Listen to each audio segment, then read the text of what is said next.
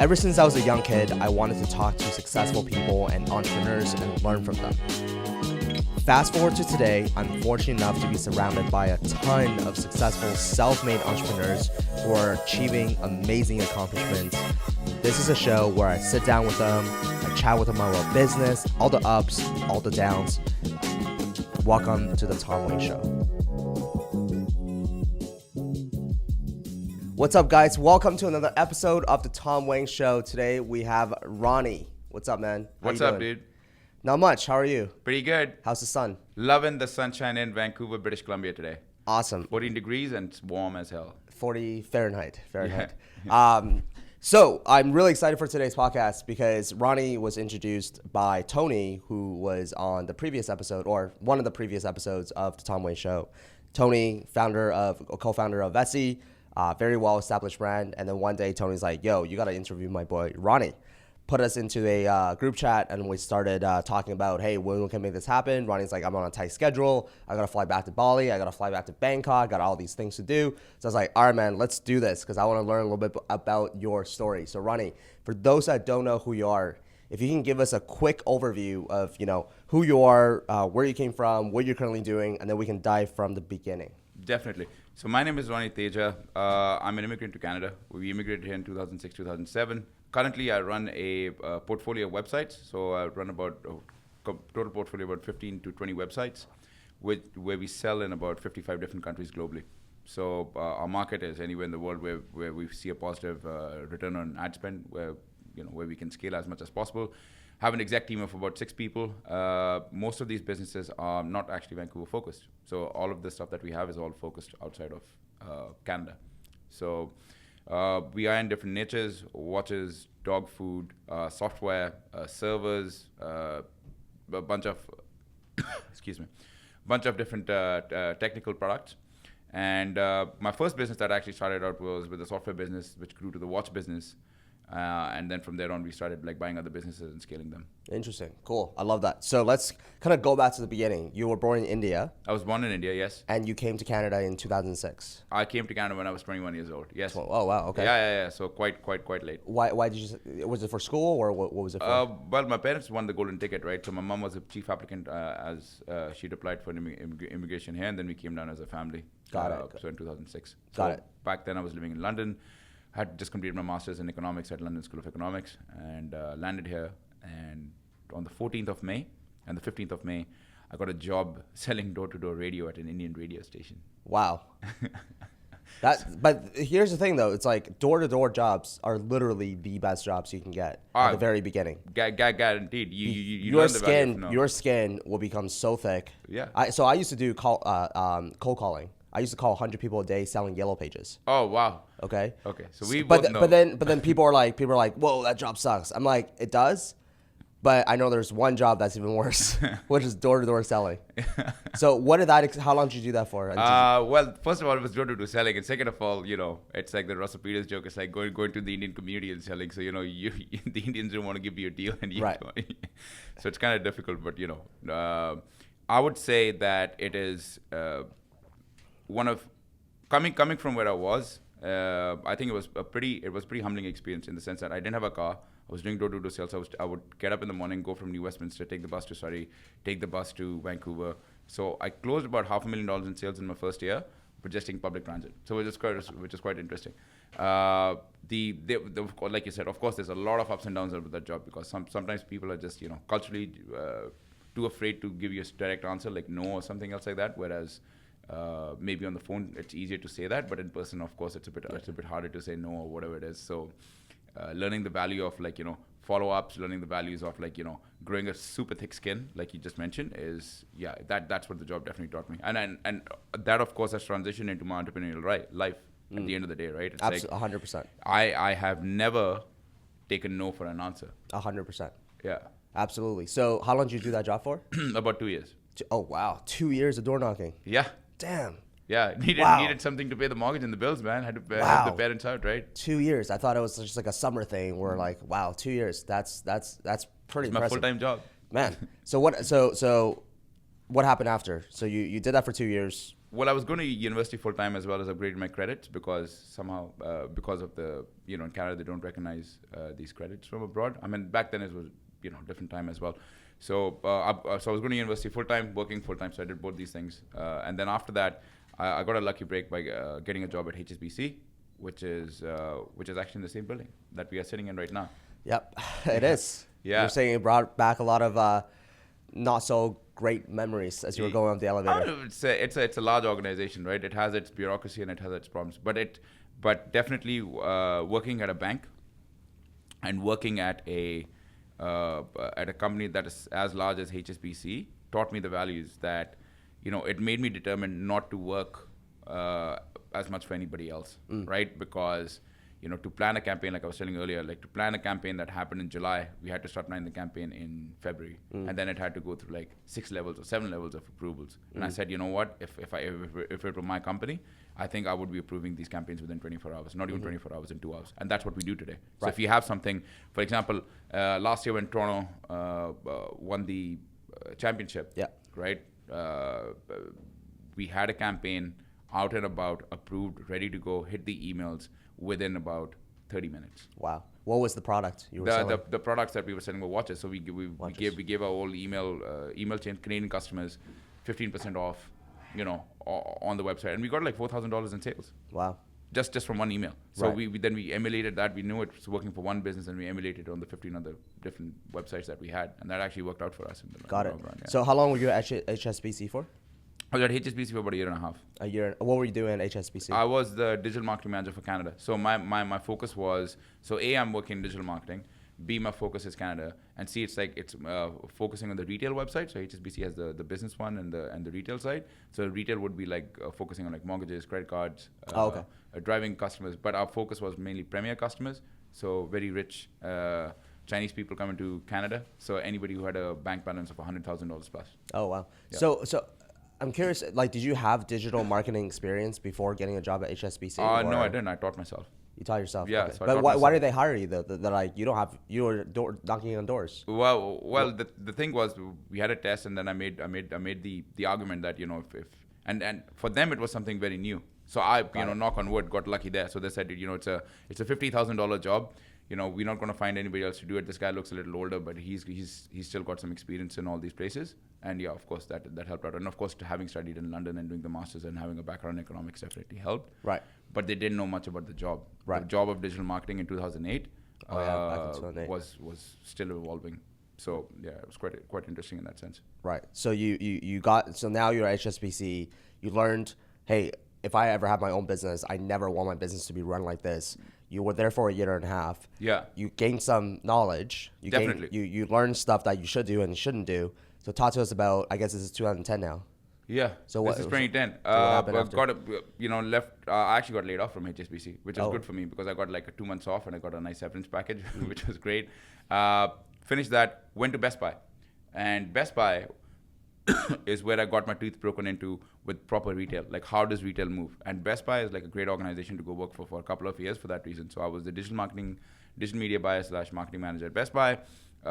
Phenomenal organization in the sense that I learned how the retail calendar worked, right? How 52 weeks are separated. Why does the flyer drop on a Thursday, not on a Wednesday? Why does it drop on a Thursday? Well, it drops on a Thursday because that's the retail cycle, and that's it. That's how it's been dictated for the last 40, 50 years, believe it or not. Friday, people are too much in a mood to have fun, right? Monday, people are too busy. Tuesday, people are too busy. Wednesday, Thursday is when they'll actually look at the deals, and on the weekend, they'll go shop at the retail stores. So can you apply the same thing for email marketing? Thursday would be a great day to send out emails. It would be, but every day you're getting so much email in your inbox that I think people are like, they're either auto-tuned into it, or it's like they just like automatically just say this is spam and we're not like really interested in it. What I would say that's quite interesting is like if you were to send out your emails, Tuesday to Thursday would definitely be the part that I would send to. I mean, I don't know if your audience experiments with flyers or direct mail. I think that's another thing to look into. I mean, whenever most of the larger companies are going, Zig, you must try the other thing around, right? So, people are saying printers on the low and then, or radios on the low. So I think those are the avenues we should be trying to actually check out and saying, hey, there's these opportunities out there. why are we not exploring these opportunities? I mean, it sounds weird, but it's like, of course, the measurability Well, aspect. it's the contrary to stance, right? Like Yeah. whenever everybody goes this way, you want to go the other way. Exactly. You want to, when people zig, you zag, right? So extremely important to look into, like Tony. When I talked to him, I think one of the things I loved about his presentation when I met him a few weeks ago was the fact that he has a 10% budget for just experimenting. He's always testing new things, and I think it's very important to have that mindset. We use 10 to 20% of our budget always to test things. Like how are we looking at things top of funnel, and then driving it down to the store level. I mean, you can numberize it. I mean, at Best Buy, this is a great example. They would never make any money on the sale of Apple products, right? So they would probably make 3% on the sale of like a MacBook Pro or an iPhone. But what they found out was that any person who went into the store to buy a MacBook would end up purchasing an extra $250 of auxiliary items for their Mac. So like cables, could be all these, speakers, headphones, all these other warranties. Things. Yeah. Oh, that's it. All these other things. So it goes back to that same sort of concept that Jeff Bezos had at Amazon. You have to have 2 or 3 loss leaders, and you use the loss leaders to drive as much traffic to the website as possible. And then you're using these loss leaders to actually like upsell customers on something else. I mean, it's a no-brainer. I mean, like if you look at what Amazon Basics does, or what some of these other brands do, is you'll try and get people through a funnel. I don't know what sort of marketing you guys use. Is it a diamond? Is it a funnel? I mean, all these like fancy terms. But the thing is, you want to get people in. You want to get them attracted to your website because of the lowest cost product. Once they are in, once you've got them in the machine, then you try and sell them on different avenues, right? It's like even something that I should have been doing years ago, and that we just started doing this year was using the thank you page as an upsell, right? So when a person buys, say for example, if they're buying, dog stew toys, why aren't you upselling them on the thank you page with like bones and putting them through a subscription channel saying, hey, we can sell you these bones an extra for $4.99 or something else a month. Yeah. Right. So after Best Buy, so it seems like, wow, you had a lot of jobs before starting your own business. Yeah. So after you I went to Best Buy. I went to Australia. What happened in Australia? I went to work for a digital marketing agency in Australia called Reprise Media, and my clients out there, I was an account manager there. So my clients were, it was one of the largest retail groups in Australia. So my clients were Target. So Target in Australia is not Target in the US. They just take the naming rights and they pay Target in the US like $100 million a year or something else like that. Oh, interesting. Yeah, and then Target and Kohl's. Kohl's is a big one. It's a massive supermarket there. And then there was Bunnings, which is like a home hardware. Got so it. these 3 were my clients. So again, working in retail, very retail focused. Because I found that retail was exactly my niche, and I kind of enjoyed it. And I worked there for a year and a half, and I said, yo, you know what? It's enough. Maybe time to go back to Canada. Came back to Canada, interviewed for a job at MEC, which is a local retailer, as the head of their web team. Mac is in the MEC, MEC. MEC. Oh, Mac. Yeah. Okay. So, and then, luckily, I didn't get the job. And this was in November, December. And they said that you're a flight risk. And I said, what does a flight risk mean? They said, you've changed job every year and a half, 2 years. I said, so in this day and age, right, this is the feedback from somebody about the job was like, because I'm changing my job every year and a half, 2 years, does that mean I should be staying my whole life with some company? Should I be this is Canada, man. It's not Japan. It's not like where I have servitude to give to a company for like 10, 20 years of my life. And I still thank whatever the forces there were out there that I didn't get the job, because I didn't have a job. My savings were dwindling. And I said, I have to take a chance on myself. I've made everybody of these companies working in digital for them hundreds of millions of dollars. And I can't even take a chance on myself. Right? So this was a chance that I said, if I lose $10,000, $20,000, I'll lose it. But I took that chance, like yourself, maybe. When was this? 2015? This was 2015, yes. 15, okay. Yeah, 2015, yes. Got 2015, January of 2015. 1st of Jan 2015 is when I established my company. So it's exactly almost been 5 years. Wow, amazing. Yeah. So what was your first company? That first company was a software company that I had. So you built the software? No, we were reselling software. So reselling software. Yeah, so we resell stuff from Kaspersky, Adobe, all these other guys. So basically. So is it affiliate? Yeah, it was an affiliate site. Yeah, it was an affiliate site. And back then, you could Google was, for lack of a better word, you could buy backlinks, and you were able to manipulate the algo pretty easily. But of course, it's gotten harder over time. But there was different ways of how we could have done that, right? So that side was quite interesting, because that transitioned into a server-side business where we said, okay, we are seeing that people are moving towards the cloud. People are moving towards, sort of an AWS model and server hosting. So we started buying server sites. So server hosting services, but not in Canada, not in the US, in Europe, in Africa. Why? In Asia. Because we saw that not now. 2 years ago, we saw that the future isn't going to be here. We're going to be taken over by Google. We're going to be taken over by AWS. But the market opportunity lies in Asia and Africa, and these are the centers. So that's why we started pursuing those dreams. Coming in primarily back to 2015, and what you were saying was that side was quite interesting. It was interesting in the fact that within 3 months of launching that site, we were doing really well. We got banned by PayPal. So we had $50,000 with PayPal in the account, and I said, well, I'll just take it out at some point in time, and they just banned us. And then I had nothing in the bank account. Right. So I had maybe $5,000. Wow. Yeah, and it worked out in the end, because the Canadian dollar went down and the US dollar went up, so it turned out to be pretty good for us. But then it's there was $5,000, and you have to start your business all over again, because you don't know, you don't have the money. This successful machine is running, right? You don't have a payments processor, you don't have all these other things. What are you going to do now?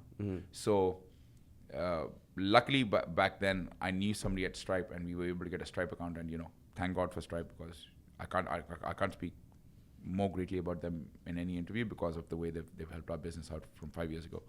And it turns out that it worked out for us in the long run, right? So everything happens for a reason, huh? Yeah, and that's what I mean, right? When we were talking about having that thick skin of having door-to-door sales, this is exactly what I'm talking about. Because if I hadn't done that, I wouldn't have been able to write this one out, right? $5,000 in the bank account, everything's come down to the wire. You don't have any money in the bank account. How are you gonna do it? So you have to. So the lesson from that, like you were saying, was, getting no's, going through all these other problems is really big. And I also think that because you've gone through some of these problems, next time you do have a problem, your mindset changes. Because a lot of people out there, they think, oh my God, my PayPal account is banned. This is the worst thing that can happen. But now you know that something better is actually going to be the outcome. Do you know what I mean? Yeah. That's the way I have about life now. It's a rainbow road, man. If something bad happens to me, yeah, because of all the other bad things that have happened to me in the past, and they actually turned out to be good, yeah, I'm like, there's actually going to be a blessing down the road because of this issue. It's a blessing in disguise. Yeah, you would never. Yeah, I completely agree with that. Yeah. It's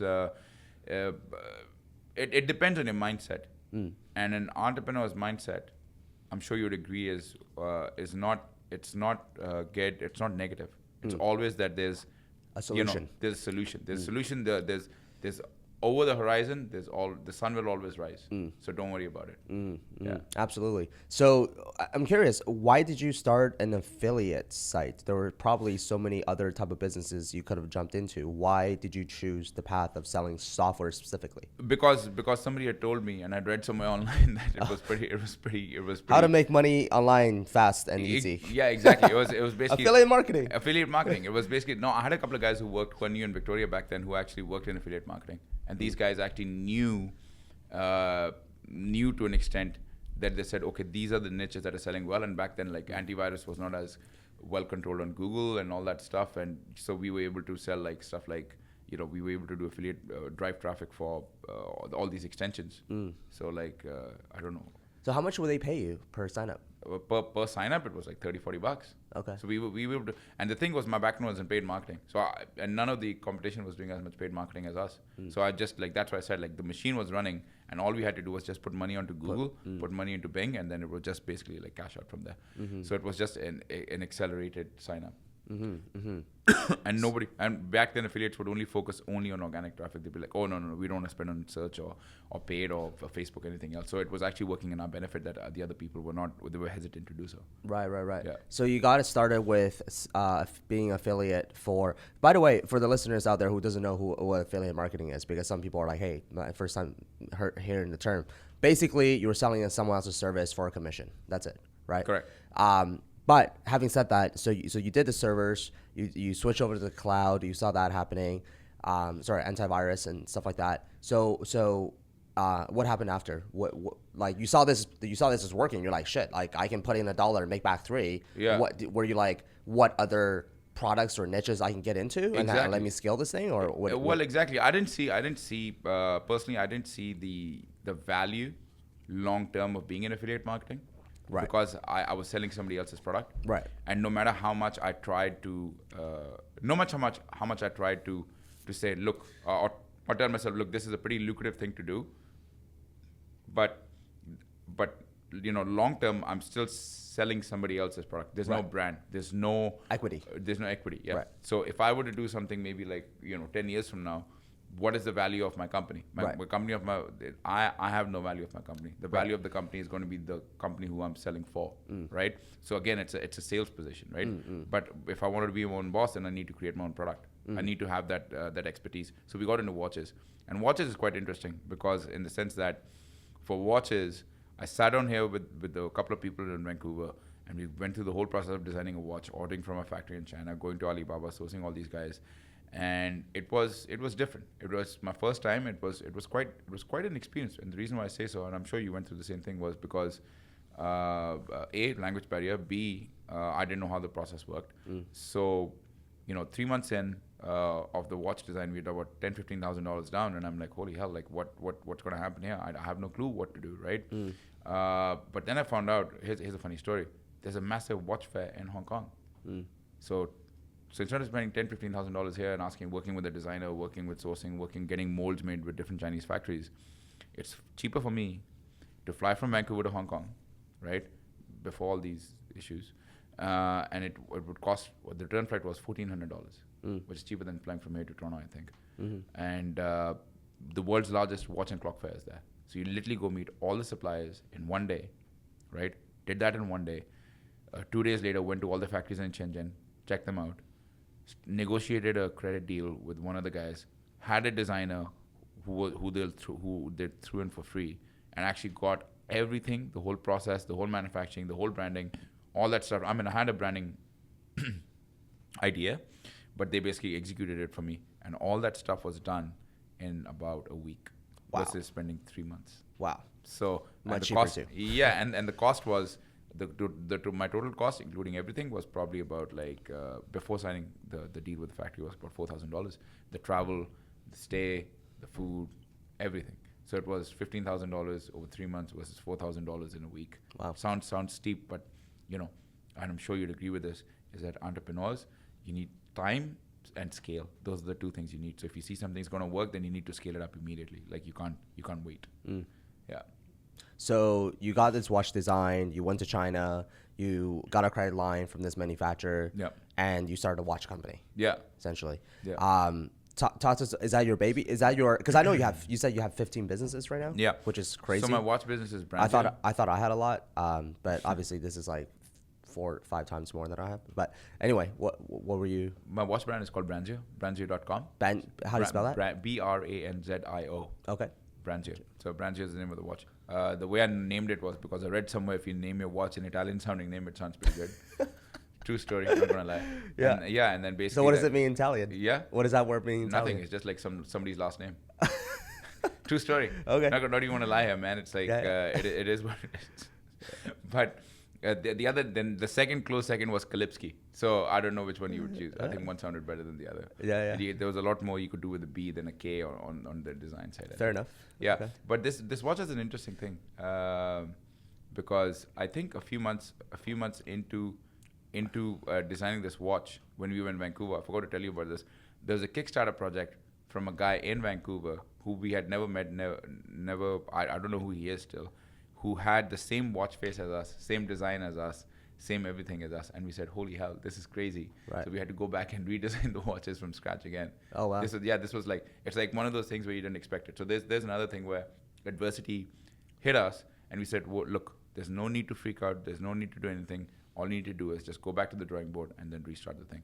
Because guess what? This brand, like us, everybody else, had the two mountain peaks of the Grouse Mountain, which was a part of the Vancouver skyline, as their brand logo. And we said, wait a second, this is the same thing. So we had to go back and then come up with the new design, the new watch face, the new logos, and everything else. But So you didn't decide to take any legal route with Kickstarter or anything like that? You just decided to be like... But I mean, I guess you're not protected with any IP or... It's a design IP, right? It's Right. like, it's the same thing. You can't really do much. And we didn't know the guy. Right. We had no clue who the guy was. We had no clue. Like, I knew him. I literally saw his Kickstarter through a friend of a friend's Facebook. And I was like, wait a second. Like, So that's it's- not our watch. Yeah. So it's Right. kind of interesting. But yeah, these are the things that happen, right? Of course, the watches are not prevalent much in Canada. Our main market is the US. So we are focused mostly in the US with the watches, mostly Facebook and Instagram and Snapchat driven, TikTok now. So it's pretty interesting to have that. Pretty well entrenched in affiliate marketing and all that.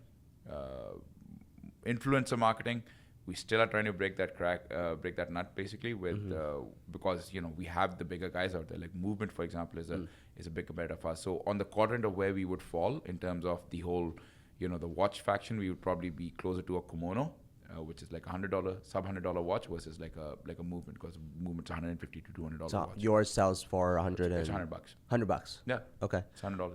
Interesting. Yeah, I've seen this whole new watch trend that just came out of nowhere. Like, I think Movement kind of led the way with... DW.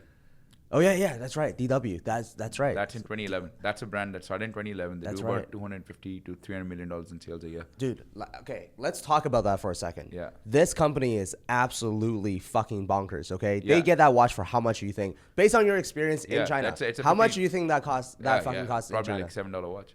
$7? 7 to 10. Yeah. And how much do you think? How much do they sell for? They sell for about 2 to 300. That is dirty. Yeah, that's dirty, man. It's dirty, man. Yeah, I know. Have you studied them? Have you course. so They're what? these- So tell us about the insights from a watch guy that. By the way, some people want to know numbers, and we discussed Yeah. like we don't because something happened to Ronnie in the past, but we're not gonna say the exact numbers, but the range is around 8 figures. Yeah. Okay, so we'll leave it at that. This is a very well established business. It's not like something that he sells like $100 a day. He's got a team. He's got everything figured out. So let's talk about DW, and then we can Yeah. talk about your company. No. What is it about that's fine. DW? That's interesting that you bring it up. It's good. It's good that we're doing this. So DW was basically two guys ended up in Shenzhen in 2011, and they said, look, we want to create something out of nothing, which is like, we have this idea for a watch. We don't know how to do it. Then they hired this designer, right? And the story goes, they met this stylish guy. His name's Daniel Wellington. That's all story. BS, right? That's all BS. Of course, they'll feed you the BS. They basically went to Shenzhen. I'm like the name sounds too good, man. Like no one No, names Daniel no. Wellington. You No, know what I mean? no. That's too good. So they visited 6 factories, and they said, okay, we're gonna manufacture these watches. They had the watch faces done. They had a designer. I think the designer's name was somewhere along the lines of Daniel or somebody. And then they basically made a brand from scratch. Then they basically went and they bought a company, the shell company from the 80s, to show that this company has been existing for more than 20, 30 years. No way. Yeah. So that's an interesting part, because I thought of doing that too in the 50s. So then you can literally say like since whatever. Wow. Right? So it gives, because watches, right? You think about watches, like you're wearing a nice watch right now. It's the antique. It's like, how long have they been in business? The history. What have these guys been doing since 1886 or whatever, right? Patek Philippe or something else like that. So it's the longer it's been around, people are like, wow, Swiss movement, this, that. But the movement that DW uses is a Miyota movement. It's a Japanese movement. It's one of the cheapest movements you can ever buy, right? Not to say that they won't be using Swiss movements. I hope they do, but the thing is, Swiss movements are extremely expensive. So of course they went there, had the Miyota movement, and the same thing with the guys with the guys at Movement, right? They did Instagram influencer marketing so well, and they got on Instagram earlier than anybody else, that at the end of the day, they sold out of all their watches, man. And they literally, I remember that day, this was in 2015, 2016, where they sold out so much, they had to private label watches. It wasn't even their design. They took somebody else's watch, they put their logo on it, and they sold it on their site. And I said, wait a second, this is crazy. This is crazy because the brand has grown so much that people just care about buying the just the branded watch thing. They didn't really care about like, is this private labeled? Is this does this have whatever affluence to it? So it was that's when I realized, I'm like, man, that you need to build a brand. You need to have something where people gravitate towards. And I think so those two companies really inspired you. Yeah, You're yeah. like, And I think Tony's a guy in the same quadrant, man. It's like the guy's built a phenomenal brand. I would venture to guess at least 2 out of 10 people in Vancouver know about the brand. Like at least 25% of the people who live in the greater city of Vancouver would know about Vesio, are quite informed about it. So hats off to guys like them. Yeah. Mm-hmm. So, okay, so you Daniel Wellington started it. Movement basically, They just skyrocketed. They Movement's the American. DW is European. Movement's the American copy of DW. Right. That's and then it. And now, but for your company, Yeah. you looked at these two, Yeah. and you're like, how do I enter the market? Yes, and price point is the way that we can enter the market, right? So we thought about doing. So what was big at one point in time was I tried to do bamboo watches and wooden watches because those were it had a phase. I don't know if it's still a phase, but people kind of enjoy those. But what we found out with those kind of watches was they break very easily. They break extremely easily. So for us, we said whatever warranty our competitors give, we'll give you double of that. So if DW gives you 1 year, we'll give you 2 years. If Movement gives you 30-day return guarantee, we'll give you 90-day return guarantee. Sorry, go ahead. Yeah, no, I was gonna ask about warranties. In terms of electronics, and anything with too many moving pieces. Yeah. In China, yes, you can find a very good manufacturer. Man. Exactly. Yeah. So your manufacturer's in China? Yeah. So how did you overcome the quality control issue? And you were like, hey, I'm going to give you 2 years of warranty. Issues. I'm not going to lie. It's like we still have issues. You'll still have QA problems. We'll still have all these problems. The thing is, you want to make sure that so 2 ways of looking at it. One way is that's why you go visit the factories, right? That's why you want to build a close connection with the owners or the managers of the factory. So as Canadians, it's super easy to do so because we know the value of being polite. We know the value of, building a relationship. And especially coming from Vancouver, an Asian-centric city, we understand those cultural values better than, say, a lot of other places in North America, right? The part where it gets super interesting is, is that when you build that relationship, so for example, for my suppliers, it was important for me to meet their families. It was important for me to meet their wife and kids. It was important for me to meet the employees. I ask the employees what sort of a boss they deal with. Those are the questions that I asked, right? It sounds super vague because I didn't want to just compete on price, right? I wanted to compete or work with a factory that shared sort of similar values. A person who takes care of the employees is basically going to be taking care of your product more than anything else. It's like the Costco example. Do you know what I realized about Costco? Costco spends $0 in advertising. Zero. That's true. I've never seen a Costco ad. No. Ever. No. Right. They spend it all on the employees. They have the weirdest business model, man. No. They make money on the memberships. That's where they make the money. But if you think about this, right? Let's everybody's so used to Costco now. But let's think about this from if we were to pull ourselves out of this watch thing. Yeah, that's okay. So Costco, it's this massive warehouse. Yeah. They sell bulk goods that is on a pallet. Yeah.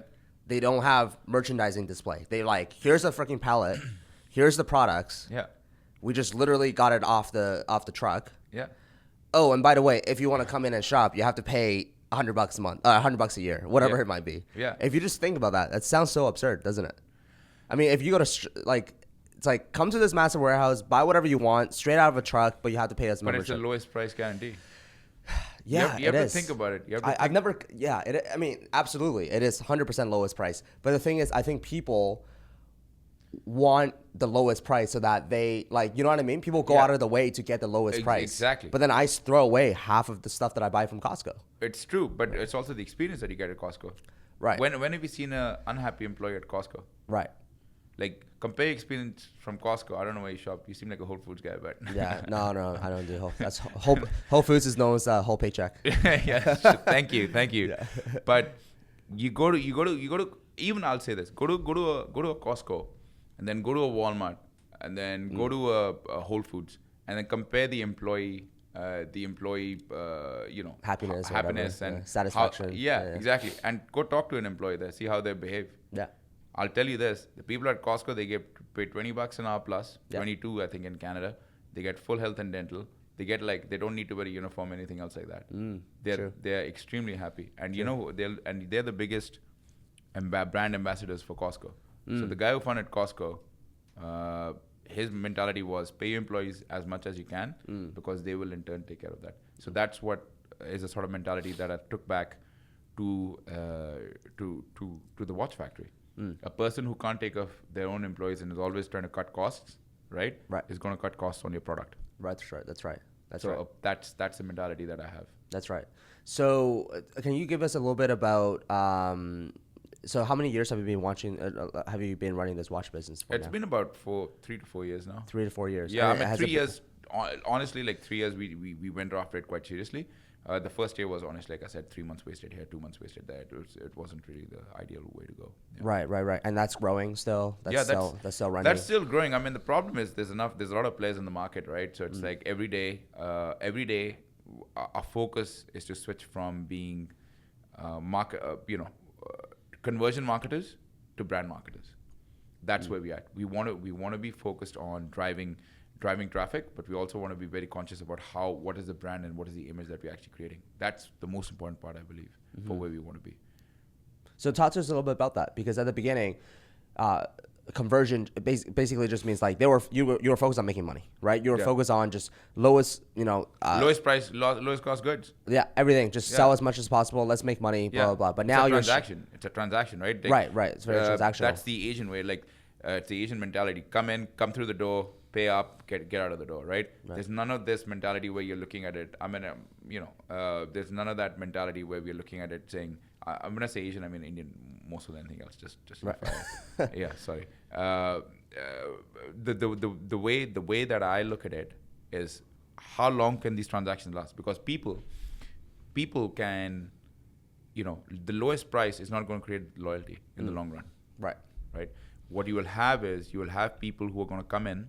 They will come and shop with you only till you have the lowest price. But as soon as you raise your price by $1, they're going to go to Amazon. They're going to go to all these other places, right? And that's a fact. Right. When we are looking to do brand loyalty, we are looking at creating something that people are genuinely happy about, they're excited about, they want to share it with their friends. It's like an Apple product. When was the last time you opened an Apple product by yourself? When was the last? Well, I mean, I'm probably maybe a odd one. I opened Apple products by myself before. Have you? Yeah. Okay. I bought an iPhone. I just opened it. Okay, fair enough. But most likely, people who buy Apple products, they share the experience with other people. They share the experience, that stuff of opening the box, the stuff of looking inside the box. Usually it's a gathering around the family or something else like that, because the brand experience of Apple is you never do it by yourself. That's right. Right? So that is the sort of brand experience we want to translate to the watches, right? So when you get the watch, you kind of share it, you share the picture, share us how you wear it, share it around, on the Instagram feed or your Twitter feed or your Facebook feed, or tell us how you feel about what is it, what is the emotions that it evoke. Those emotions are the ones that we want people to follow, right? Another interesting thing that that's quite recent for me in my entrepreneurial journey is something called EOS. I don't know if you've heard about it. There's EOS? EOS. Okay. Yeah. There's a book written by Gino Wickman. Right. Talks about setting your, the entrepreneurial organization system, how to follow it and all that. So we recently hired somebody who's an integrator. And this is something I wish I had done 2-3 years ago. So if anybody looking to, to become an entrepreneur or is an entrepreneur, I would highly suggest that they actually look into the system, because the way I look at it is plain and simple, is that you need to have, when people say you're creating a mission statement and a vision statement, it sounds pretty cliche when you're starting, right? But from the mission statement and the vision statement and creating values, what are your core values and what are your company core values, that's extremely important. Because when you start creating those sort of values, what you will find out is something quite interesting, that when you're hiring people, when you're dealing with certain vendors, when you're dealing with people around you, maybe it even your closest friends, you want them to share the same values as you have or your company has. Because, and that's how we choose our vendors today, is based on those values. Do they got it, want it, do they have capacity to take more of it, right? These are the 3 ways of how we actually judge it. Say that one more time. Got it, want it, and do they have the capacity to do more? Got it. Right? So three of those things. And once you have that sort of the, let's say the Parameter. square, yeah, whatever it is, yeah, and then once you have that set up, all of a sudden your life becomes easier. That's right. Because I've you been know wondering- exactly. You know, you have a checklist now. Exactly. Right. Because And before you're that's- like, I don't know what I want. This guy looks good. That guy looks good. But now you're like, boom, boom, boom. Yeah. Right. And that's what we want our, our users to feel like, be it our customers. We put it out in writing. This is what they have. And of course, extremely important is the way that we want them to, we want to be transparent with everybody. Like, who are these people? What do they do? I mean, I have a distributed team of about 30 people, right? And everybody needs to know that, we're not in Canada, we're not in the US, and nor do we actually ever say, we are here and we are proudly American or whatever. We're pretty open about the whole thing. It's like, we have people in Nicaragua, we have people in Brazil, we have people in Argentina, we have people in, Chile and Serbia, Bosnia, Thailand, Philippines. So it's like, that's another thing. And a lot of people just, read the 4-hour work week and go like, wait a second. Tim Ferriss says, we should be we should go and hire VAs in Philippines. It's probably the most wrong move that people have. I don't agree with that. I think you have to be ready. There are, of course, really smart people in the Philippines, and we are lucky that we have, we're lucky we have a lot of those. But it's also that you have to understand that, that in any country you will have people who are hardworking and people who are not as hardworking, right? And for lack of a better word, some parts of the world people are more very lateral in their thinking, right? And everything has to be explained and everything has to be a process. So you have to look at your cost. What is your opportunity cost that you're losing when you're doing this kind of stuff? Okay, let's dive a little bit deep into EOS as Sure. well as, okay, running 50. So you have 15 companies? Yeah, Yeah. Okay. Let's talk about that because it's interesting. are you the, okay. I don't run any of them on a day-to-day basis. I have an exec team that runs them. And this is Right. what I was talking about, that my transition as an entrepreneur for the last 2 to 3 months since I hired this integrator has changed. Right. Now I overlook things. Right. Before I was working in my business. So whenever people say you're working in your business and on your business, Yeah. I know that difference because this is quite fresh in my head. Right. Which one do you like better? Which one? Because I know one for a fact that managing people Yeah. is a totally different game than working on a Facebook ad.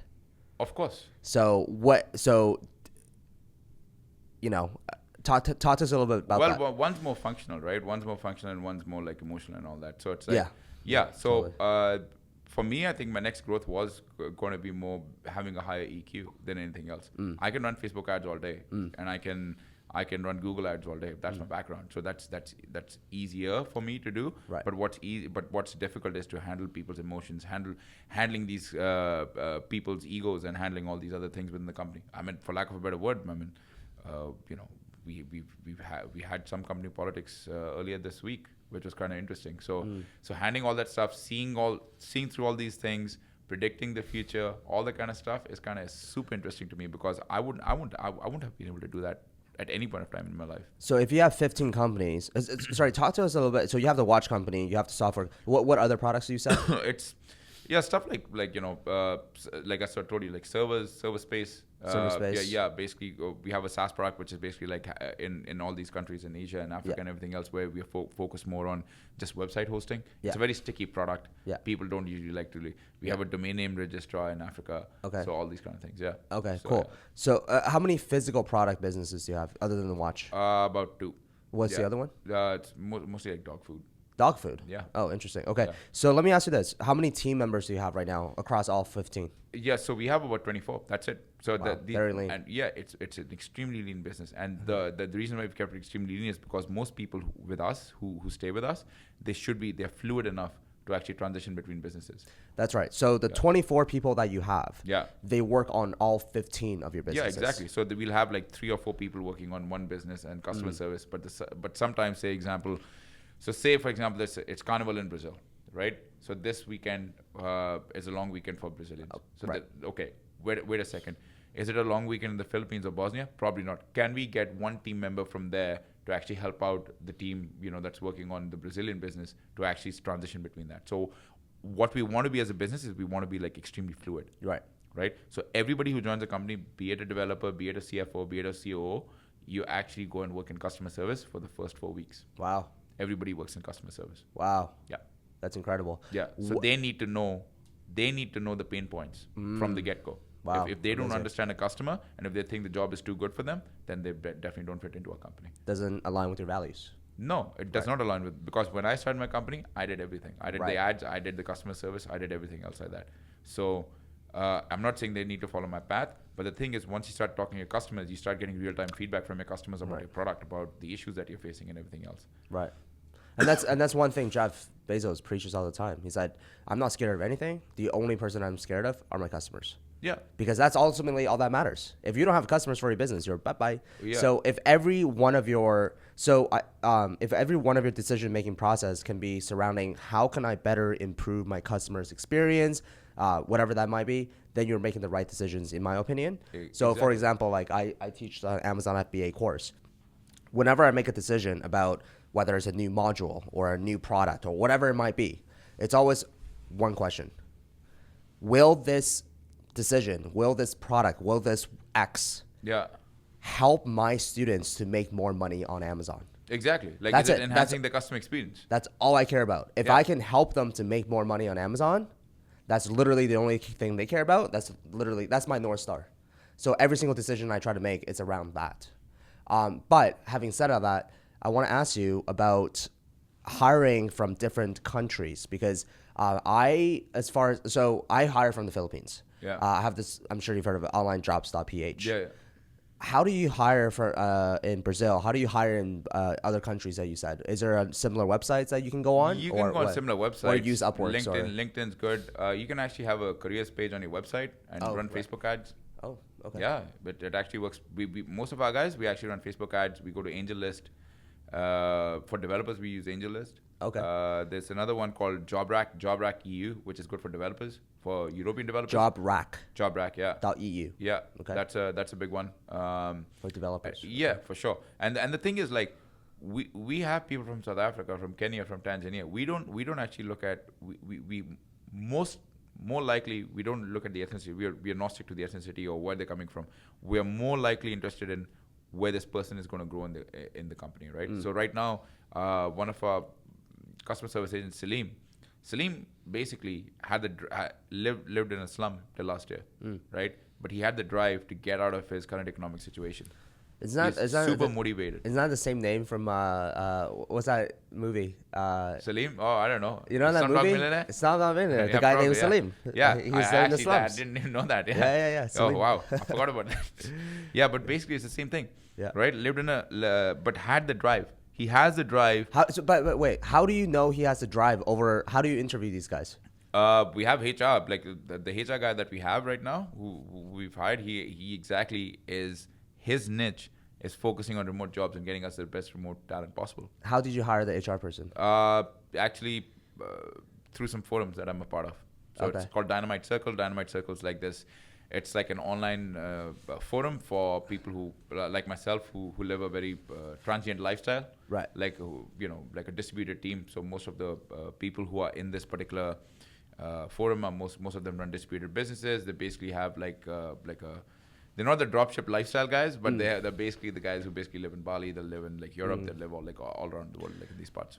When would you recommend a company to hire the first HR manager? At what point? You know what? If you have more than 10 people, hire a part-time HR guy. 10, Yeah. You know what? It sounds weird, but having I didn't realize it for the longest time, but having somebody who actually has all these systems in place is quite important. So, like for example, having an evaluation system. What was my evaluation system till last year was are things going good? Are they working for you? Oh, okay. Here's a little bit of here's a little bit of bonus. That's not how things work, man. It's you need to objectify everything, and it's we try to objectify everything, and we said, okay, is the website being done? Like for a designer, right, or for a developer, how do we quantify their jobs? I don't know how to quantify their jobs. I'm not a designer developer, but for a designer, it's when's the website being done? Oh, we're just 1 week away. Oh, here's a little money, and I threw away money like this, which was completely my fault. So now when I look back, it's the part of being an entrepreneur at the end of the day is this, right? You're gonna learn something every day, and you're gonna be humbled by experiences every goddamn day, right? And I can look back at it and I can say, oh wow. I look back at it and say, wow, what a fool I was. But it's I'm richer for that today, right? So. Having somebody like that, setting up your systems, hiring, making sure your team morale is good, all that stuff extremely important because you don't know what people are thinking.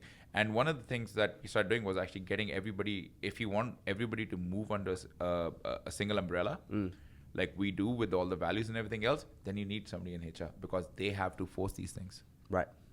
And then, you have to, as the head of the company, you have to almost be a little bit, a little bit above in terms of, because if you're going to work on your company, then people can't come to you with the problems every day. That's HR's job, not your job. So what does your organization structure look like right now? So you are what? Are you CEO or are you the chairman? I just call myself Chief Happiness Officer, but sure. Okay. Yeah, that's a... very Silicon Valley like, but yeah, but everybody says CEO, founder, whatever. I just says customer excellence officer or whatever. Sure. Yeah, but the most important thing is, so we have 3 people. So we have a CTO, okay, manages a team of about like 6 devs. Then we have operations manager whose job it is to manage all the customer service people. So most of our people that we hire are mostly customer service, right? We have about 14 customer service people. Wow. Yeah. So quite important. 14 or 15 at my last count. We still hiring 3 more. That's going to happen hopefully next week. And then we have people. We have 2 people who are just on content, full time. Writing and SEO and all that kind of stuff. Then we have a couple of contractors that we work with who handle advertising. One of the best decisions I made was to outsource all my ads because I didn't want to deal with it. To what? Outsource the ads? Yeah. Because I would go into the account every day and check it. And when I would see issues, I would get like pretty mad about like even the smallest mistakes. Like, you find these like common mistakes or you find like all these other things and it'd be like, okay, maybe I need to outsource it to somebody who can manage my expectations a lot better than I can. What about a project? So you have watches, inventory runs out, new SKUs come in. Who manages those that? are the other 2 people. It's just basically the job is to manage the project. Their job is to look at like inventory. The job is to actually manage all the SKUs. The job is to manage like optimize the Amazon listings or Google listings and everything else. So all those things are extremely important for us. Like those things, these 2 people are extremely dependable because these are the guys who live in Bosnia and Serbia because they have a background of working in the Amazon business for somebody else for a few years before that. So they've got everything down to a process, extremely easy. One of the things that I would encourage you or challenge you to even think about is like when you're hiring people in the Philippines, is like, have you ever thought of actually hiring in Eastern Europe? The cost is the same, believe it or not. The cost is exactly the same. But the experience that you might get in Eastern Europe might be a lot better than the Philippines. Interesting.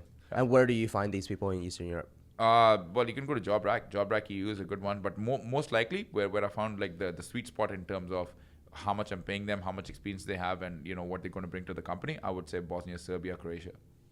Okay, Oh wow, even developers. Like if you go to say Ukraine and those kind of places, Ukraine, Poland, amazing. Like there's a city I went to in Poland just to like meet with people called Wrocław, which is where Google's headquarters are and Siemens headquarters are. Then it's a city of like 1 million people, but it's known for creating the best engineers. So like Woodpecker, Surfer SEO, all these like small companies that are coming out of there, like they have some really good developers out there. Wow, never knew that. Yeah. I knew that Eastern Europeans are very first of all very affordable. Yeah. And second, they're very tech heavy. So like software developers, that's where you want to hire. That's what I've heard. Yeah, because right now service also like it's the problem solving skills completely next level.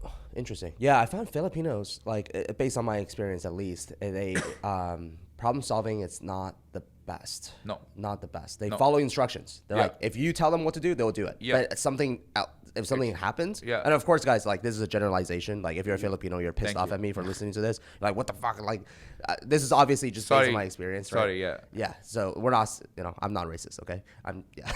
So, hey, fuck, man. Hashtag not dude. racist. It's 2020, okay? People get sensitive and shit. They're like probably, Anyway, just want to put it out there. But that's really interesting. So. Wow. Okay. So the level of thinking is very lateral. That's what I talked about. That's not just lateral Philippines. thinking. It's a very Asian thing, right? You go to India, same thing. That's right. What you need is a SOP, right? Yeah. SOP. Everything is your SOP, yeah. right? It's like exactly making them. But how much time do you, as a business owner, have to write those SOPs, man? I don't have time to do it. I can record them once, twice maybe, but it's like having blinders on, right? If something goes off the beaten path, I find that my employees who were there earlier, it would break the whole company. How often do you have team meetings? my team meetings that I have one with my exec team every week. Okay. On a Tuesday at 8 a.m. PST. Okay. I have one-on-ones with each of my exec team once every 2 weeks. One-on-ones. Okay. Yeah, and then I have my company general meeting, which is me with everybody once every quarter. Okay. Yeah. And so how do you manage time zone differences? Especially you're here and then you go back to Thailand and someone's in. So what is that like? Here's the interesting part. I used to do that before, but I don't do it anymore. It's my exec team's job to do that. Right. Yeah, which is like just makes my life a lot easier. Right. Yeah. Right. So it's now my life is a lot easier since this EOS system and everything else. Right. It's just easier because I've set up an exec team and the exec team handles all these things for me. Right. Before I would be like, oh, I'm gung-ho, I'm going to be hands-on in the business. And then, hopefully yourself or people who are listening to this podcast don't put themselves in the same situation as me where I got burnt out. I got extremely burnt out. Like I didn't want to leave my house for a week. I didn't want to work on the business or anything else, which kind of sucks. Yeah. Right. But, to deal with stress and it's going to happen. It happens to everybody. You get so passionate about your business, you work on it, on all the different levels. But important, again, the lesson is pick yourself up and, hire the right people. It's okay to ask for help. Nobody's going to judge you for asking. Oh, dude, I'm going to ask you for a lot of help after this podcast. Yeah, I have your number now. I'm going to fucking call you every day. Yeah. No, I'm just kidding. No. But anytime, man. No, I love. So EOS. For those who are not familiar, tell people what EOS is. So EOS is the Entrepreneurial Operating System. It came from a book that this guy Gino Wickman wrote. Right. It's just called the EOS system. He also wrote Traction, right? Same book. Traction. Yeah. Same guy. Traction is great. So read book. Traction. So Traction's the one. Yeah. Yeah. And Traction is kind of dry. There's another book that he wrote called Get a Grip. Get a Grip, okay. And Get a Grip is like, it actually takes this EOS system and it actually puts it into like a company case study. So you can relate to like what's happening in this company on a daily basis, why are they using it, what is the reason with it, etc., etc. So that once you read like Get a Grip, it's not as dry. It's like a case more study. Practical. It's more practical. So like you can relate to it more. You will be able to relate to it a lot more than anything else. So that's why I would recommend to start with that. So you hired Gino? No, I didn't hire Gino. Okay. I had a guy called Julian. Yeah, he lives in the UK, and he basically this is his niche is exactly doing this kind of stuff for companies, especially for smaller companies and distributed companies like mine. If you don't mind me asking, how much did it cost to implement? Yeah. I mean, I pay him about because my team's a little bigger, and so Julian's interesting because he actually does all the hiring, all the firing, all the all the company evaluations, implementing the system, all that other stuff. So I don't need to think about this stuff, right?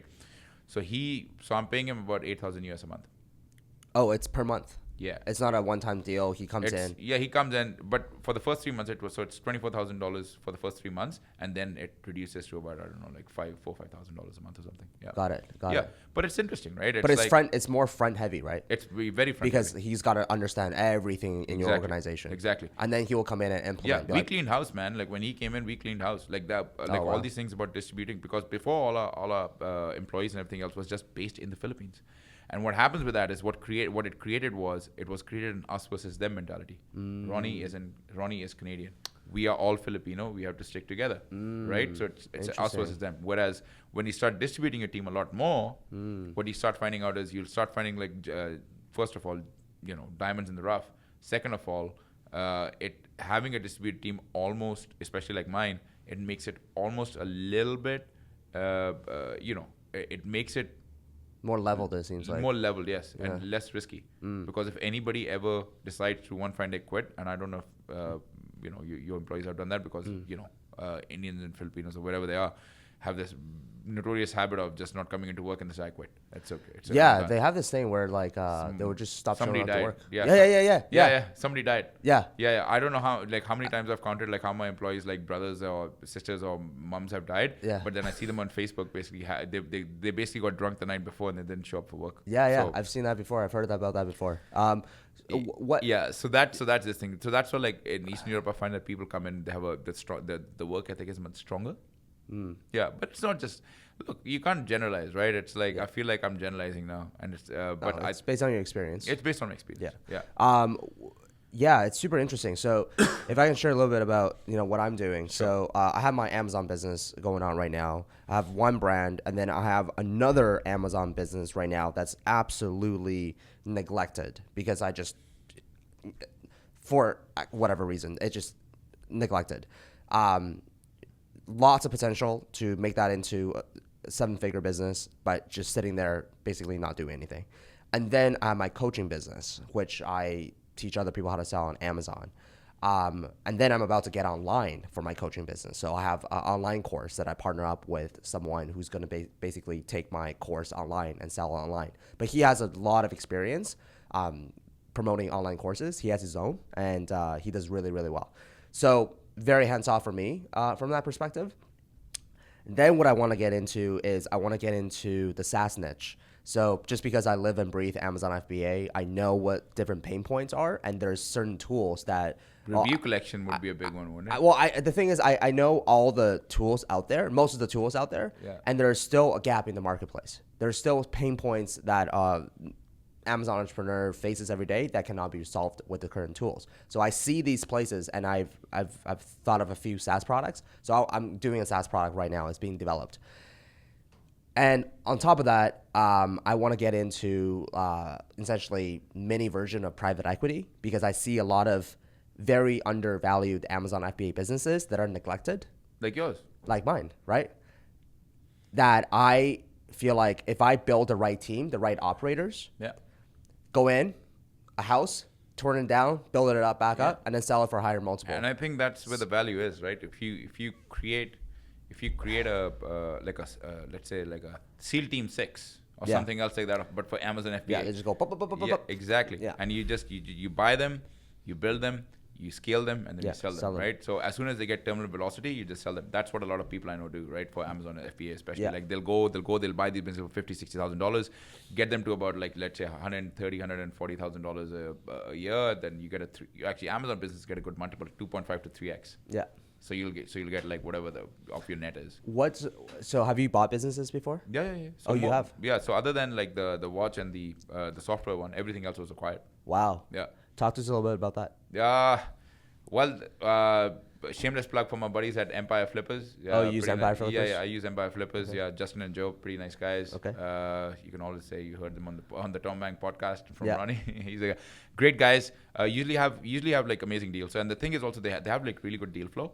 So most of the stuff I'm buying on there are like distributed businesses, right? So people who actually have started a business, they're happy with making $5,000 to $10,000 $5,000 a month, and they're like, okay, this is it. I'm living on a beach in Koh Samui or Koh Phangan, and that's it. That's my life, right? So it's like that's where the opportunity is. So you go there and you say, wait a second, I am going to take this business and show you how to scale it, right? So when you start buying these businesses, I mean, we've had a few businesses where we've bought, we've scaled them, taken like something that was doing $100,000 in revenue, got it up to $300,000 in revenue, sold it, used that to fund other businesses, right? So like in all these other businesses, I'm not married to any one of those businesses. Those businesses are all for sale, right? So tomorrow, like for example, if I want to start like toilet paper brand, Crappy Pappy or something else like that. Crappy Pappy. Yeah, that's trademark that. TM. Yeah. You heard it here from Ronnie Teja. But yeah, Crappy Pappy. I own the domains or something. But basically, then we can sell a couple of these businesses and we have cash flow and they're more fluid than anything else. Have you bought and sold a business or have you only bought businesses? Have you sold one yet? So far, I haven't actually sold it. You haven't sold anything? I haven't sold anything. Because the question I was going to ask you is, I know Empire Flippers, their broker fee is quite high. Yeah. It's like over 10 to even 15%. It is 10 to 15%. So I was going to ask you if when you sell the business, if they're going to give you a lower broker fee. Will they give me a buddy deal? Probably not, man. No, there's no buddy deals with those guys. But I think I'm sure like if you negotiated with them, right? I think everything... When you go in for things, like it's open for negotiation. So if you negotiate a decent deal, or in some cases what happens is you can even get the buyer to share it with you 50-50 or whatever, right? It depends on the way you go. Oh yeah, that's right. So it's like, so if you say, this is my list price, it's $120,000, and then you say, oh, wait a second, how about you reduce it to like $90,000 and I'll pay the seller fees or something else like that, then the buyer just goes, oh, wait a second, no problems. It's a quick sale. It depends on how desperately you need the money and how quickly, because selling a business will take about a year. It takes a year. Like it takes like it takes a good chunk of time. Right. Yeah. So how are the businesses doing? Have any of them flopped? Man, I've had a couple of businesses that have flopped for sure. Like it's like they've bought them, we acquired these sites. They're just running in the background. They're neglected. Exactly. What do you look for when you look for We're looking at cash flow. We're looking at all businesses that how much cash. Like, of course, we want to look at like so in e-commerce, and I'm sure you would know this. Having an Amazon business, like revenue is a fool's metric, right? It's like people are saying, oh, I'll do 10, 15, 30 million dollars a year. It's like how much money are you actually going to make on it? So we look for businesses that are actually cash flow positive. So even if they make like, $20,000 a month, but if your take home is like, $5,000 on the $20,000 revenue mark, that's a 25% net margin. That for us is an excellent. So we're looking at businesses that are cash flow, they're netting about 25 to 35% minimum. And then we actually look at, okay, what is the opportunity to scale these businesses. So when I say opportunity, it could be like, is the SEO done correctly? Are they using Facebook ads? Are they using Instagram ads? Are they putting money behind it? Because you'll still find people out there, people who have like amazing affiliate sites, but these affiliate sites don't actually have a lot of paid traffic behind them. And or you can have like this affiliate site that is like it's a center point of a certain niche, right? For example, one of our buddies, for lack of a better word, he ran a website for like anal bleaching, and basically he dominated the market. But he took that and he actually made it into an e-commerce product. Got it. It's apparently a thing. Like I'm not making this up. Apparently people buy that stuff, and he was able to transition into it. But there's a lot of SEOs out and affiliate marketers out there who have these like amazing sites, but they're not actually making their own products based on those sites. Right. So imagine having a site that is where you go to look for antivirus software. You have all these other things, but why do you like trying to make your own or private labeling your own? There are companies out there that will do it for you, and then you just upsell that. Got it. So we look for those kind of opportunities. Interesting. Yeah. Man, so wow, this has been a great podcast, man. I've been you're an awesome dude, and Thanks, you're I want to ask you kind of the last part of this podcast. Sure. You decided to basically hire remotely. You're going to Thailand. You live in Bali. All these separate. So you're what I like to call a lifestyle entrepreneur, for a lack of a better word. Yes. It's a lifestyle business. What made you decide to and whereas for Hsbc, for Tony, I would say that's not so lifestyle. He's got an office, he's got employees, he's got, well, you have employees too, but I'm talking about like a remote. He can't just, go to Thailand for 6 months. Like hopefully he does, man. I mean, I hope so too, but I'm just saying that it's harder for him because he's got a team here. It's like his babies. Like you can't just leave for 6 months, right? Yeah. What influenced you to make the decision? Please say it. I read the 4-hour work week. No. And yeah. No. So I've never read that book. I said, please don't. Please don't say that. I've never read that book. What made you make that? What made you make that decision to become a lifestyle entrepreneur versus someone who's settling in Vancouver? I know you said you hate the weather, but is that the big factor? Or summers are great in Vancouver. I wanna say that, but I would say, I would say like it's like so. The way the world is going to work for tomorrow is going to be such, right? People are going to find remote jobs. The future is remote, right? People are going to find cheaper countries to go live in. So for example, when I live in Thailand, right, I spend a fraction of what I spend in Vancouver. First of all, second of all, I kind of like Thai food. I kind of like being transient. I like to be, when I'm in Vancouver. I'm stuck in North America, but when I'm in Thailand, I can go to Cambodia for the weekend. I can go to Thailand, I can go to Chiang Mai, I can go to Bali, I can go to Hong Kong anytime I want. Plus, it's closer to China. So if anything ever goes wrong in the supply chain, I'm closer to ground zero. But for me, it was also a choice where I kind of I like the expat lifestyle. Like where I live in Bangkok, I live 10 minutes from an expat club. The ambassador of the US and the ambassador of Canada, they all go to this club. I play squash there, big squash player. I've got my own little thing going on there, and it's like, and those are the things I kind of enjoy. We've got a maid that comes and cleans the house every day. We have somebody who cooks for us every day. All in all, my living expenses are about 2,000 Canadian dollars a month, right? And you live like a king. And I live like a king. Yeah. So there's a lot here of you can afford a closet in Yaletown. It's true. Yeah. It's true. So you think about it that way, right? Yeah. And if you have a remote job, if you have like that sort of freedom, then why aren't you using it to do so? What do you think about this remote work? So you already said that that's the future. Yeah. I agree. I also think that co-working space is also kind of we all know what happened to WeWork, but that's kind of, whatever, shitty story. But I do believe. I do have the WeWork global membership. WeWork actually gives out a global membership where you can use all the WeWorks in the world. And I think if you Google WeWork Air Canada membership, it's $300 US a month, and you get 25% off if you sign up through wow. Yeah. I think that co-working spaces are the future as well, because it actually makes more sense. Like, I have this massive office. I pay like 10 grand a month for. Not very well used, as you can see. There's like 4 people sitting here. But it just makes more sense to basically share an office with other people, and you have your own private space, and you get to drink free beers, which is hopefully provided by your co-working space and coffee and all that type of stuff. And you get the environment and all that type of stuff. I think that's the future. I also think that remote work is the future as well, where people can actually work from home. Well, it's not a shameless plug, but I hope. Do you listen to Joe Rogan?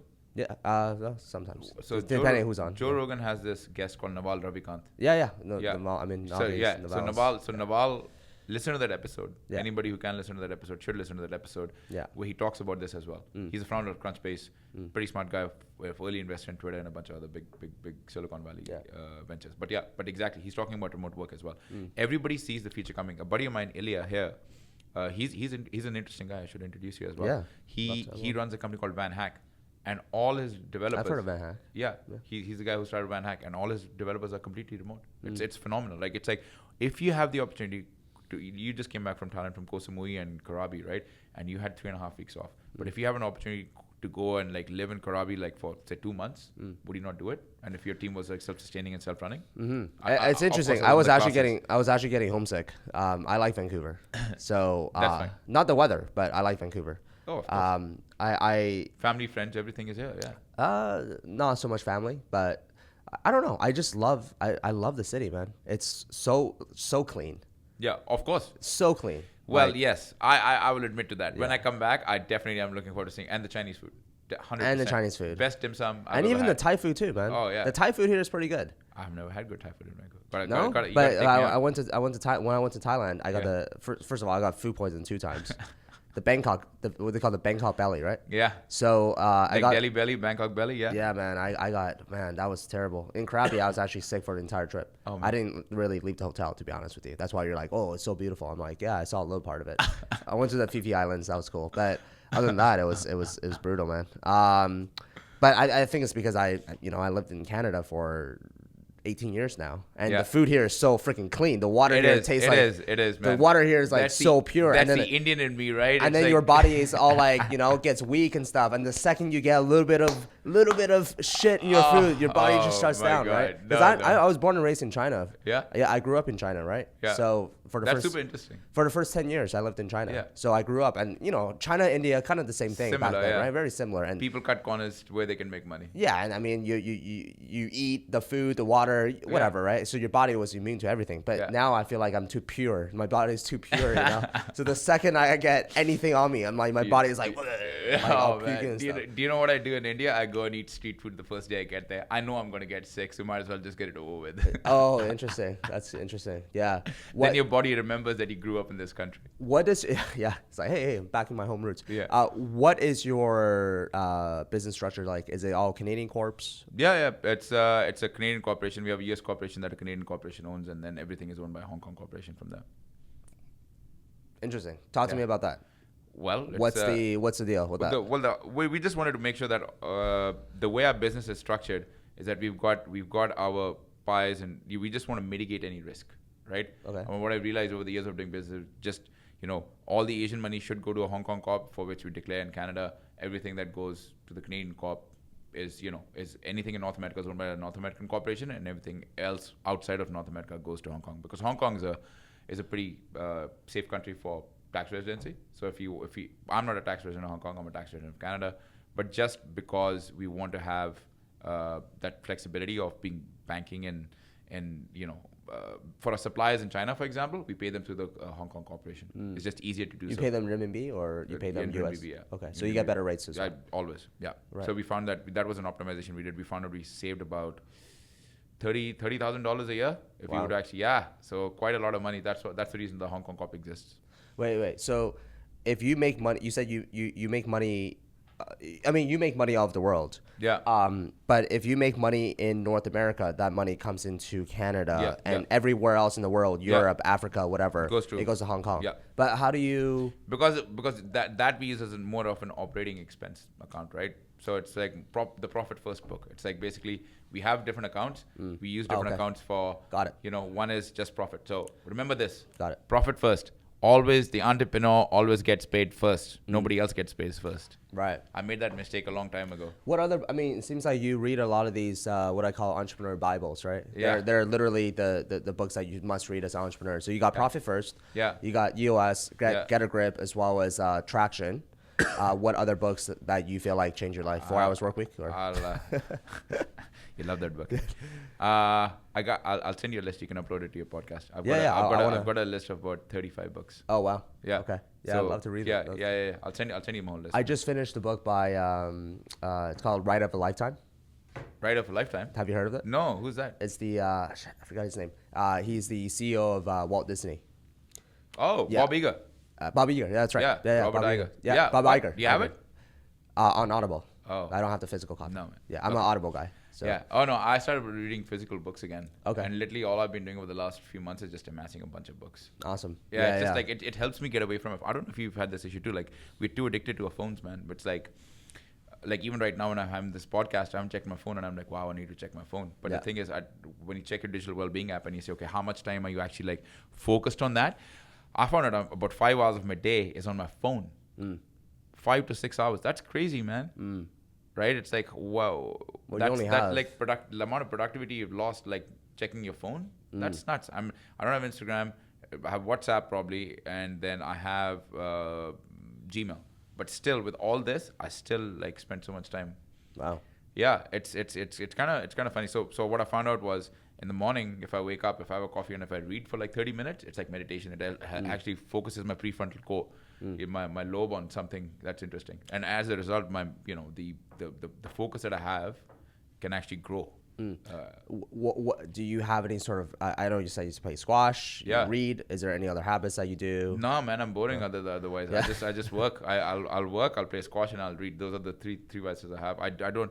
I used to drink, but other than a few times of the year, I don't drink anymore. How did you learn managing so many employees? Because like I said, managing employees is a different game. Is there a book or is there a coach, or how did you learn that? Coach, this guy Julian, who I talked to you about, yeah. So he's definitely helped me out with that, like how to handle people and everything else. Like most of it is through experiences. Man, I used to be a big drinker, but till about 2 years ago, then I stopped drinking. And what happens with drinking is a lot of anxiety, and you second guess yourself. There's all the other things that you have to think about. And now when those things don't happen, you're focused. The focus that comes with not having those sort of vices actually helps out a lot more. Absolutely. So what's the plan? What's the goal? The plan is to scale, man. Try and hit like $50 to $100 million exit in the next 5 years. Yeah, I think that'll come. That'll come not with having 5 or 10, 15 brands. We want to start letting go of brands. My goal this year is to start selling off half the portfolio that we have to other companies, and then basically get as much cash flow going, and then we want to focus on one big brand. Which one do you think that's going to be? The watch or the what? It's going to be the watches. Or the other thing that I'm thinking about, and I actually had a big strategy session about yesterday, was actually this whole toilet experience. Like a lot of people. Oh, the what? The toilet experience. So it was it's like it was. I was thinking about just making this TP, which I'm not even joking. Crappy Pappy, but dude, I'll tell you, that's a great name. Yeah, I know. Crappy Pappy. It's a great name, man. Yeah. But the thing is, the branding coach I sat down with and the strategy coach I sat down with basically said, look, and he's based in Vancouver, good guy, Alan, he used to work with me at Best Buy. But the thing is, you can't focus solely on just TP. Like it's like most what people do is like, okay, what is, if you were to write a manifesto, which I have to do this weekend, is think about what Elon Musk did, right? Think like when he wrote that part 1 of that manifesto in 2006, it was, build expensive car, right? Which was the Tesla motor in the Lotus Elise, right? Use the profit from that car to fund a second car, which was the Model S, right? Use that profit to actually fund a car for the mass markets, which is basically the Model 3.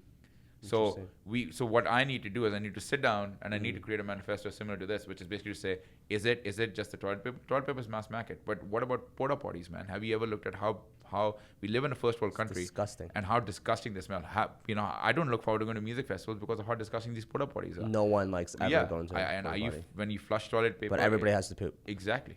Like how does that experience go? So these are the things I need to think about, which I had not thought about earlier. Throws a wrench in the works. It sounds weird talking about going to the toilet on a podcast, but I mean, these are the things that nobody thinks about. Right. Do you think about these ideas as, okay, well, I was going to ask you if, that's your passion. But yes, of course it's my passion. Ask any one of my friends. I talk about how many times I go to the loo every day. I'm not even joking. My buddy Kian, you can call him right now and ask him how many poops I took a day. So you have a passion of poop. Of course, man. Your gut health, your whole body, and whatever you do on a daily basis, everything is about your gut, man. It's like your gut controls like so much of how you feel. Oh, so it's more of a gut thing. Yeah, of course. Okay, got it. Yeah. And that's what who has a company that has a gut company? Basically, it's not Naval. It's another guy. Shit, what's his name? Basically, send you a kit. Yeah. And then you test your. Exactly. You look at your gut health. Yeah. Yeah. You look at your gut health. Yeah. That one's doing really well. 23andMe popped up as well. Yeah. And I actually did a recent test, and it just like split into two. Have you done it before? Yeah, of course. Yeah, what are you? 100% Indian? I'm all South Asian. They just said. South Asian, right? Yeah. So I'm like 10% Korean. So I had no idea. What? Yeah. That's interesting. I'm 90% Chinese, 5% Korean and Japanese. So you didn't turn out to be Mongol? No, and I asked my mom, and my mom, this is like, did you know I'm this? He's like, she said something that was pretty funny, like Asian parents, like, but I'm not gonna say it on the podcast. Yeah. Then people definitely That's lies. Yeah, Don't tell me about this. But I'm like, so I was like splitting the two. I'm like, how would I ever know if they just like lied about it? Like, you don't know, right? They got hit by the FDA when they started doing that. Oh, really? Because they weren't allowed to have deal with all this information. So they they got banned. They got cut. Yeah, because now they're saying that like these companies are storing so much of your information. Exactly. Right? If I were a pharma company, I'd go buy one of these companies because I know exactly what deficiencies you would have strategically from a DNA perspective, so I can actually like refer those medicines to you now. Right. Just like why not? Yeah, exactly. Mail a little pail to your house. Exactly. Like, try this. Yeah, exactly. Seems wow. Yeah. That's so smart, man. Yeah, dude, I love the way you think. How do I think like you? No, I mean, I love the way you just thought about that. Like what's going on up here? What would you say your special powers are? I mean, you got your master's in economics. Yeah. So you're not stupid. My master's. You're not dumb. If I told you what my master's was in, we were going to laugh about it. My master's is in quality of life index economics. It's welfare economics. It's basically my master's thesis was on quality of life index. It was basically about like how money can uplift. It's basically like how much money do you need to be happy, the bare minimum in different countries. What is it? I don't know, man. It's like it differs. Like the poverty life index differs in different countries, right? So for Bangladesh, it's different versus say India versus say Canada versus Thailand. Right, so that's the stuff I used to look at. Right. And it was like heal the world sort of a movement. Whereas right now it's healing myself movement, right? Yeah. So what's my passion other than that? Yeah. Well, I don't know. I was going to ask you, like, how do you think about it? Because here's the thing, right? It's like the next businesses I'm going to do, I want to do something that, number one, I'm a user of. Yes. That I use every day. Like, do you wear your watch or no? Yeah, of course. You wear your watch? Okay. Yeah. So my bangle and my watch always go with me anywhere. Okay, that's cool. Cultural and business. Right. So I want to do something I use every day that I can really stand behind. Yeah. Right? That I can. So the test that I have, it's like, can I go down the street and walk up to a random guy and be like, hey, you need this because this is the best X, whatever. Number two is something, I'm passionate about, right? Of course, passion's a big one. So I'm trying to find something. So that's my next move is I got to find something that I'm all in on, like something that I'm truly passionate about. Well, have you thought about like first principle thinking? What's that? First principle thinking is something that Elon Musk does, right? Yeah. So that's where the manifesto part 2 comes in. Which sorry to interrupt you. The manifesto. Yeah. I didn't even know he had a manifesto. It's a blog post when he started Tesla Motors in 2006. No way. Yeah, I'll show it to you. Okay. And there's manifesto part 2, which was in 2016, which is 10 years after that he did that. Wow. And basically, the first principle thinking says this: if you want to buy a car, right, then take it back 2-3 steps. So what people are saying today, like for example, if I'm manufacturing watches, right? If I manufacture watches, I'm getting the end watch deal. What would it cost to go 3 or 4 levels up the chain? What would it cost to like produce the watch parts factory? In the long run, if I want to have a big watch brand, how much would it cost to actually acquire a watch parts factory? How much would it require to acquire a nylon factory that makes NATO straps for my watches? How much would it cost to acquire like a glass maker that actually makes glasses for my watches? And then put it out in the next 20 years and see, can I actually go up the chain and actually buy all that stuff? So for example, with Tesla, it's basically the gigawatt factory, right? The gigawatt factory storing power, right? Then you have the roofing, Tesla roofing tiles or whatever, which is Solar City, right? You're using that to generate power to all the to the gigawatt factory, which in turn is going to power all the electric substations where you can charge your Teslas for free. Guess what? Take it one step further.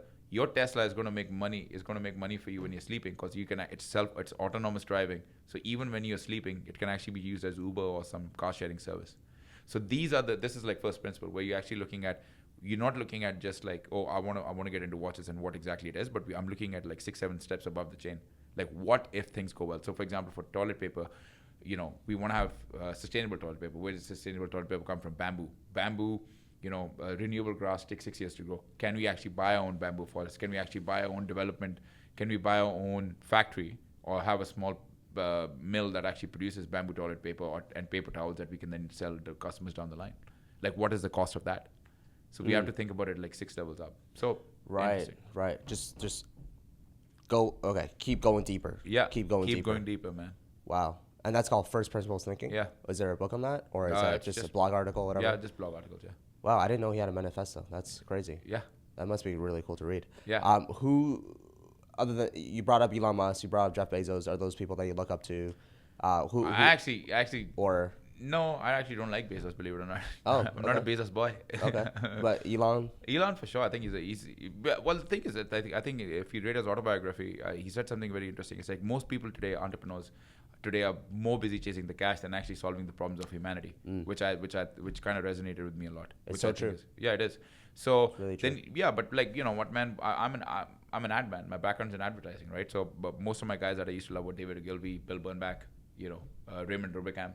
The classic era of advertising, right? You're making brands like Lifesavers, you're making brands like Tide, you're making Miss Vicky's, or you're making these different brands that basically Jolly Green Giant. So those are the books. So if you're in advertising, you want to learn about advertising, you want to learn about copywriting, that's where I would start. David Ogilvy in advertising, Bible for people in that. Because now all these people come around, they just regurgitate the same information that was learned from them, Yeah. and then they put their own little twist to it. They're like, oh, this is our way of advertising. It's Exactly. Like, no, it's like everybody learns from the greats, Yeah. which are David Ogilvy and all these people. Yeah, and he used to say, Ogilvy said that it's like for thousands of years the human tastes have not changed. We've eaten the same, we've consumed the same but the way we are doing it is changing a little bit.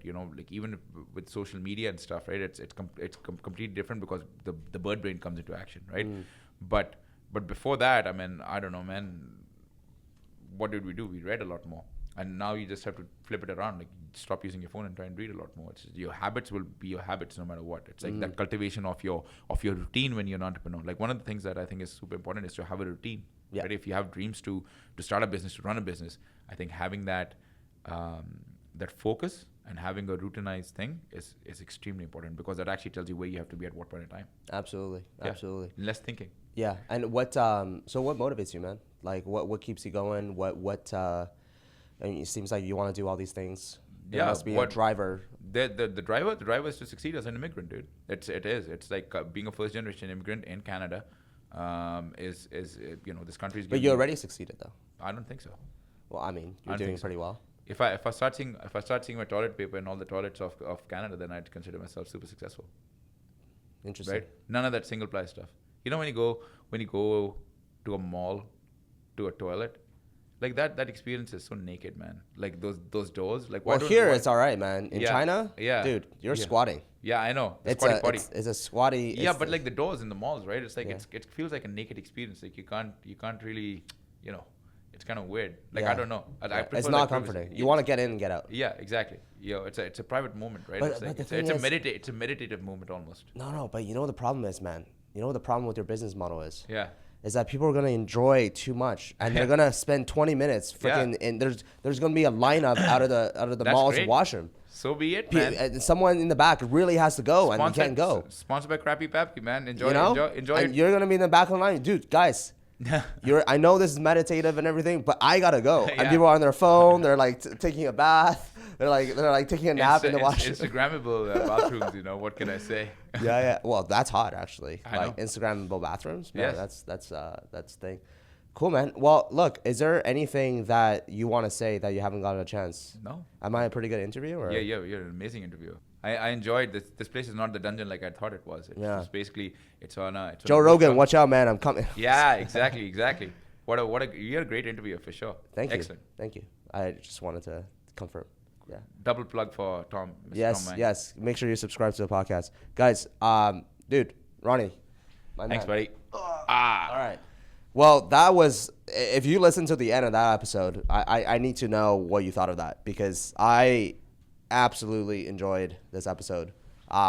Truly, and you know this podcast started because this is my personal MBA, man. I don't need to go to a business school.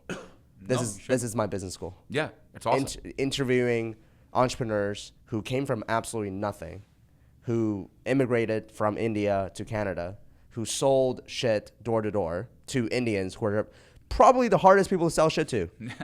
Is that a fair statement? I would say so. One of the hardest people. Oh yeah. And Indian people don't want to give a deal. Chinese people don't want to do. Yeah, absolutely. that And joke. then and there's did that for 2 years. Worked for Hsbc, worked for Best Buy, started his own business. Things took off, things took down, things went up again, and here we are today, chatting about it. And that's incredible, man. Dude, listen, thank you so much for your time. Thank you. Next time when I'm in Bali, which one do you spend more time in, Thailand or Bali? Bangkok. Bangkok, eh? Bali's like a good getaway from the concrete jungle. Yeah. Bali's good for that. Yeah. That building that you live in too, it's freaking awesome. It looks like a jungle. Yeah. Which floor? Oh no, 32nd. 32nd. Okay. Yeah. How many floors? Like 60, 70? Yeah, it's about 80 floors. Yeah. 80 floors? Yeah, Holy it's pretty shit. big. It's a pretty iconic building, right? The Mahanakon building in Bangkok. Yeah. No, I looked at it. I'm like, man, Great rooftop. Yeah. That looks sweet, man. So cool, guys. Well, look, Ronnie, if anybody I know you don't have Instagram. Yeah. But if someone wants to just follow you, just like anywhere. Yeah. Tell them a place, man. Tell them where can they find you, man. They can find me on LinkedIn. Put my first name Ronnie, last name Teja. Just add me on LinkedIn. It's all okay. good. All right. LinkedIn it is. Yeah. So guys, thank you so much for listening to the end of this episode of the Tom Wang Show. As always, if you enjoyed this episode, let me know. I want to know. I'm doing this for you. I'm doing this for me. I'm doing this for everybody. Leave him a review. Leave me a 5-star, not just a 4-star, right? Leave me a 5-star review. And, chat with me. I want to chat with you too. I want to know more about you. Like, what's going on? Where are you listening to this podcast from? Are you in your car right now? Are you whatever? So, guys, thank you so much till the end of this episode. Can't wait for the very, very next episode. Again, Ronnie, thank you so much for your time. And this was absolutely enjoyable. So, thank you so much. Thanks, buddy. Appreciate it.